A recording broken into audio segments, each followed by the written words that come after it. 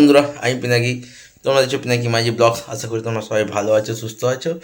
কিছুক্ষণ আগে বর্ডার 2, মানে যেটা আমরা সবাই জানি, 2026 23শে জানুয়ারি বলিউডের সবথেকে বড় সিনেমা আসতে চলেছে বর্ডার 2, বা বলতে পারো একটা ইভেন্ট সিনেমা, যেটাকে নিয়ে মানুষ পাগল হয়ে যাবে।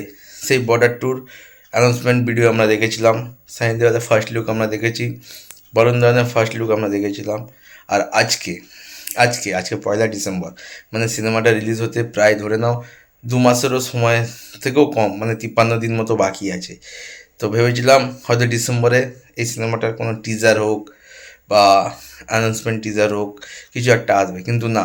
আজকে 1লা ডিসেম্বর, 1লা ডিসেম্বরে বর্ডার 2 যার একজন লিড কাস্ট আছে দিলজিৎ দোসান, তার পোস্টার ড্রপ আউট করা হয়েছে। বর্ডার 2-তে আমরা এমনি সানি দেওয়ালকে দেখতে পাবো, বরুণ ধওয়ানকে দেখতে পাবো, দিলজিৎ দোসান আছে এবং আহান শেট্টি আছে, সুনীল শেট্টির ছেলে। তো তা সত্ত্বেও আজকে দিলজিৎ দোসানের পোস্টার বা ফার্স্ট লুক ড্রপ আউট করা হয়েছে। দুর্দান্ত লেগেছে। আমরা এখানে দেখতে পাচ্ছি এয়ারফোর্সের ভূমিকায় বা পাইলটের ভূমিকায় দিলজিৎ দোসানকে আমরা দেখতে পাবো।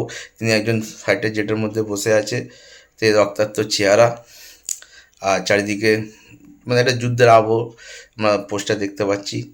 দিলজিৎ দোসানকে সাংঘাতিক লাগছে, সাংঘাতিক।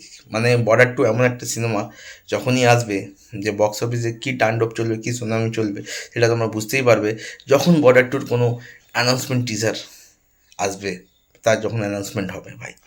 তো দিলজিৎ দোসানকে দুর্দান্ত লাগছে, মাত লাগছে, খতরনাক লাগছে। তো তোমাদের কেমন লেগেছে আমার কমেন্ট করে জানাতে পারো। অবশ্যই ভিডিওটি দেওয়া হচ্ছে নতুন ভিডিও নিয়ে। টাটা।